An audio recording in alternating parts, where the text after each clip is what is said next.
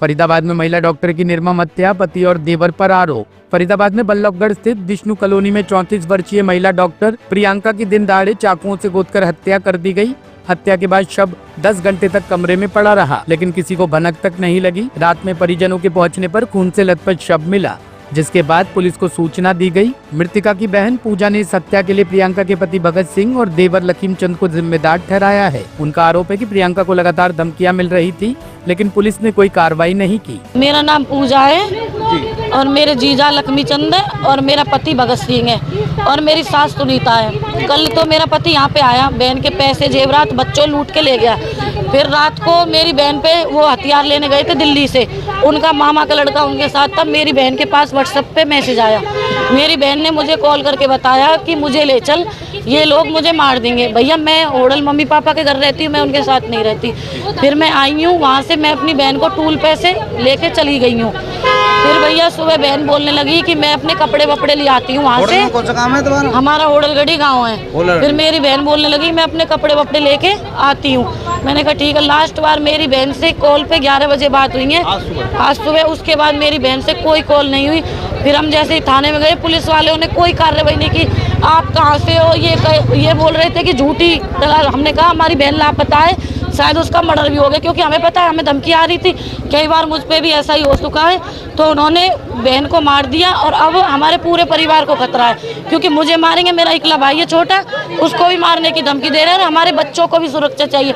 जब माँ मार दी तो भैया बच्चों को भी मार सकते हैं ना वो, इसलिए भैया उन्हें सजा चाहिए। जैसे हमें इंसाफ चाहिए। पुलिस वालों ने हमारी कोई कार्रवाई नहीं की। कल रो रो के मेरी बहन ने थाने में ये बोला कि भैया मुझे मार देंगे, और पुलिस वाली मैडम से ये बोला था कि मैं मार दूंगा। थाने गए थे आप लोग? थाने गए थे हम, और मेरी बहन ने बोला कि मुझे मेरा पति मार देगा, तुम आ जाओ।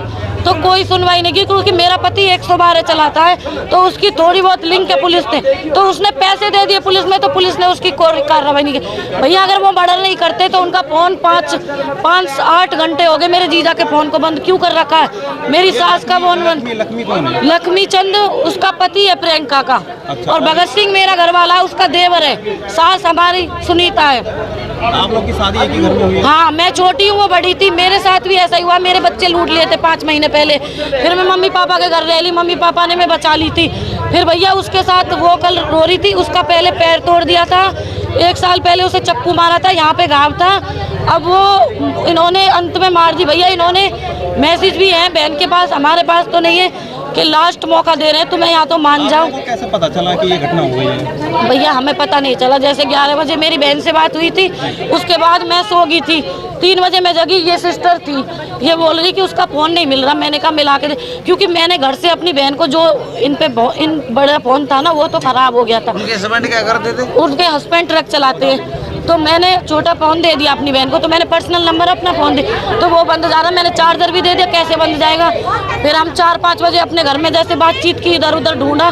फिर हम कोर्ट बन गए। मेरे मम्मी मैं क्लिनिक पे नहीं आई, मैंने 112 भेजी थी। 112 भेजी थी तो 112 वालों ने बोला अंदर तक नहीं गए, यहाँ तक घूम घाम के कि वहाँ पे कोई नहीं है। फिर मेरे भाई और मेरे जीजा ये सब कोर्ट बन गए। इन्होंने बोला कि क्या बात है तुम्हारे पास होगी, क्योंकि उसकी मौसी है कोटमन में विक्की की। तो वहाँ पे देखा भैया जाके, तो वो बोलने लगी कि मैं तुझे जानती तो हूँ कि तू उनकी सुबह से घटना हुई है, किसी को पता नहीं चल पाया, रात में जाकर पता चला। हाँ भैया हमें ऐसे पता नहीं चल पाया। हम सोच रहे थे शायद उसके पास पेशेंट आते रहते हैं कि शायद फोन वोन बंद हो गया। जैसे भी हमारे जीजा ने हमसे बात की थी, मुझसे कह रहा था कि इसको जितना पैसा चाहिए पैसा दूंगा, कुछ भी चाहिए कुछ भी दूंगा, पर एक बार मेरी बात करा दे। मैंने ऐसे आस पड़ोसियों से भी कोई सूचना नहीं मिली आप लोग? नहीं भैया हमें कोई नहीं। मैंने ऐसे करके अपनी बहन से बात कराई थी, अपने जीजा के छोटी बहन के फोन से। तो जीजा ने हमसे माफी मांगी है और बोल रहा है कि मैं कल लाऊंगा। हमने कहा कि तू एक बार आ तो सही सामने। हाँ मेरी भी बात हुई है, सिस्टर की भी बात हुई है। उसके बाद कोई बात नहीं हुई। जीजा ने हमें ऐसे दिखाया। आपकी बहन जो है क्या करती है? मेरी बहन GNM कर रखा है, डॉक्टर नहीं है, 3-4 साल से इधर ही रहती है। नहीं मेरा जीजा कोई खर्चा देता नहीं, कुछ अपना खर्चा खुद चलाती। जब भी आता है ड्रिंक करता है, गंदे ब्लैकमेल करता है, मारता है उसे। कितने बच्चे हैं? उसके 2 बच्चे हैं, नकुल बेटा है, एकता बेटी है। फिर अभी पुलिस को शिकायत दी है आप लोगों ने? भैया हमने पुलिस को अभी शिकायत दी थी। पुलिस ने हमारी कंप्लेंट लेने में हम 7 बजे थाने पहुंच गए थे, मैं और मेरी बहन। तो हमें पुलिस ने यही करने में गुमराह करे रखे। फिर ये सर बोले कि चलो उसके घर पे जाके देखते हैं। भैया जैसे ही ये मुझे ऊपर लेके गए, मैं तो लेडीज हूँ भैया, मैंने डेड बॉडी देखी, मैं वहीं पे गिर गई। अपनी बहन को बेड की साइड में लगा रखा है, खून चक्कुओं से गोद रखा है उसे, और मेरे जीजा के या मेरे घर वाले के कपड़े मुझे नहीं पता, खून में लथपथ वहीं पे पड़े हैं। बुनियान है सफेद, शर्ट है, पैंट है नीले कलर का, बेड पे पड़े हैं और बहन ऐसे पड़ी हुई है। आप लोग को पूरा शक है? हाँ भैया उन्होंने किया, हमें धमकी आ रही थी, हम पे प्रूफ है इस बात का, क्योंकि हमारा कोई दुश्मन नहीं है दुनिया में। और अब आगे देखना जो मेरी बहन के साथ हुआ वो मेरे साथ भी ऐसा ही होगा, कुछ दिन की बात है। हाँ। और मेरे भैया को और मेरी पूरी फैमिली को खतरा, उन्होंने हमें धमकी दे रखी है इस बात की भैया। और मेरी मम्मी से ये बोला है मेरे ससुराल वालों ने कि एक मारे तो भी जेल में गए, 10 मारे तो भी जेल में गए। ये खुद बोल, हम होडलगढ़ी के रहने वाले हैं। हाँ। 8:30 बजे करीब मृतक के परिवार में उसकी बहनों ने सूचना दी कि हमारी बहन प्रियंका जो है करीब 11 बजे से मिसिंग है, उसकी तलाश कराई जाए। मैंने उनकी दरख्वास्त ली और अपनी कार्रवाई शुरू की। आपने आयो मौका भेजा तो 10 बजे करीब मालूम हुआ कि भी इसकी हत्या हो चुकी है। उसके पश्चात मेरे साथ कार्रवाई की जाएगी। क्या कुछ आरोप लगाए गए हैं, किसने हत्या की है, कोई प्रथम जांच में पता चल पाया?